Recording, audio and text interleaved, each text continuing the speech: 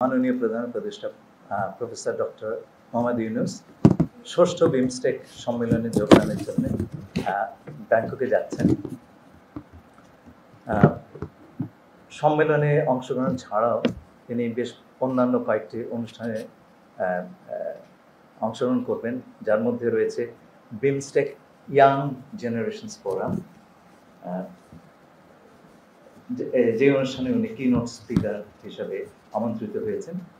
এছাড়াও তিনি বেশ কয়েকটি মিডিয়াতে ইন্টারভিউ দেবেন, তার মধ্যে রয়েছে TNN world, South China Morning Post, Bangkok Post, Thairath newspaper ইত্যাদি খ্যাতনামা মিডিয়া এবং সংবাদপত্র।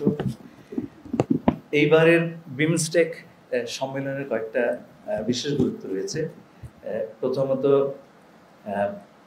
বিমস্টেক গত 25 বছর ধরে এক্সিস্ট করলেও তার কর্মকাণ্ড আরও বিস্তৃত হবার এবং শক্তিশালী হবার প্রয়োজনীয়তা রয়েছে, এবং সেই উদ্দেশ্যে বিমস্টেক ব্যাংকক ভিশন 2030 এই কৌশলপত্রটি এইবার সম্মেলনে গৃহীত হবে। এর প্রধান বিষয়গুলো হচ্ছে, মূল এইম হচ্ছে to build a prosperous, resilient and open BIMSTEC. আর তার প্রায়োরিটি এরিয়াস হচ্ছে অর্থনৈতিক প্রবৃদ্ধি এবং আপনার দারিদ্র্য নিরসন, crisis prevention, environmental sustainability, inclusive regional cooperation through strengthened connectivity, trade, disaster response এবং climate actions। এছাড়াও রয়েছে people to people cooperation। বিমস্টেকের দিক নির্দেশনার জন্য একটা এমিনেন্ট পার্সনস গ্রুপ তৈরি করা হয়েছিল। তার রিপোর্টটি এই সম্মেলনে অ্যাডপ্টেড হবে এবং সেখানে 7টি কর্মক্ষেত্র আইডেন্টিফাই করা হয়েছে অ্যাজ ফোকাস এরিয়াস। তার মধ্যে রয়েছে, এগুলো বলা হচ্ছে 7টা pillar: agriculture and food security, connectivity, environment and climate change, people to people contact, science, technology and innovation, security, trade and investment and development.